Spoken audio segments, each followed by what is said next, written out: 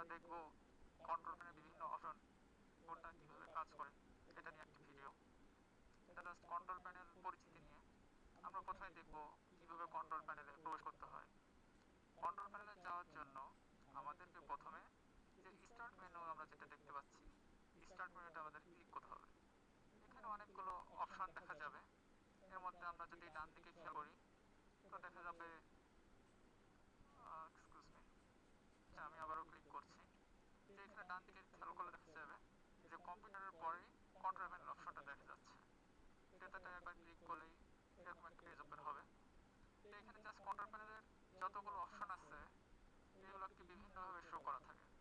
তো আমাদের যদি ডিটেলস কি কি অপশন আছে এগুলো দিতে হয়, তাহলে আমাদের এখানে যে ভিউ অপশনটা আমরা দেখতে পাচ্ছি ডান দিকে, এখানে যে ক্যাটাগরি লেখা আছে, এই ক্যাটাগরিতে আমরা অ্যারোতে ক্লিক করলে এখানে তিনটা অপশন দেখা যাচ্ছে, যে লার্জ আইকন, স্মল আইকনস। এখানে যদি স্মল আইকনস আমরা ক্লিক করি তাহলে কন্ট্রোল প্যানেলের সবগুলো অপশন আমাদের চলে আসবে। এই যে দেখেন, আমি আবারও দেখাচ্ছি, এখানে ছিল ক্যাটাগরি, এরকম শো করছিল। তো আমি ক্যাটাগরিটাকে জাস্ট স্মল আইকনসে চেঞ্জ করলাম।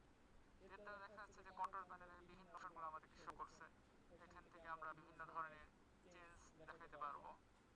আর বিশেষ করে আমাদের যেটা সবথেকে বেশি দরকার হয়, যে কোনো প্রোগ্রামকে ইনস্টল বা আনস্টল আছে এটা দেখার জন্য, তো এখানে দেখা যাচ্ছে প্রোগ্রামস অ্যান্ড ফিচার্স, এই অপশনটাতে যদি আমরা ক্লিক করি তো এর দ্বারা দেখাচ্ছে যে আমার কম্পিউটারে কি কি সফটওয়্যার ইনস্টল করা আছে তার একটা লিস্ট এখানে আমরা দেখতে পাই।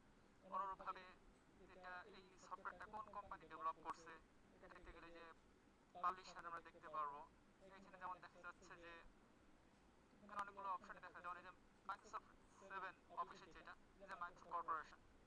তো এখানে